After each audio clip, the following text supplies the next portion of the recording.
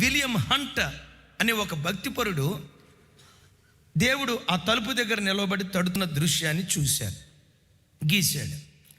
దానికి అద్భుతం, ప్రపంచమంతా అబ్బా ఈ ఫోటో చాలా బాగుంది, చాలా బాగుంది, ఎంత అద్భుతంగా ఉందంటే అబ్బో దీన్ని వివరించలేం అని ఓ రకంగా ఫస్ట్ ప్రైజ్ దాకా వెళ్ళింది.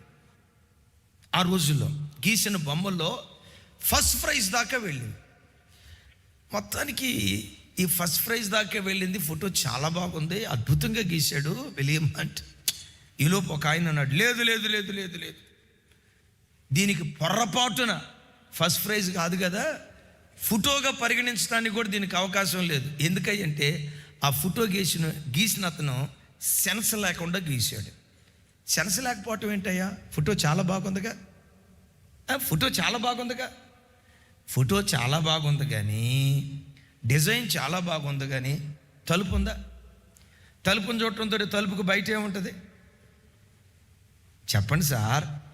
తలుపుకు బయట ఏముంటుంది? గొళ్ళెం ఉంటుంది. దీనికి గొళ్ళెం లేదు. మాట, దీనికి గొళ్ళెం లేదు.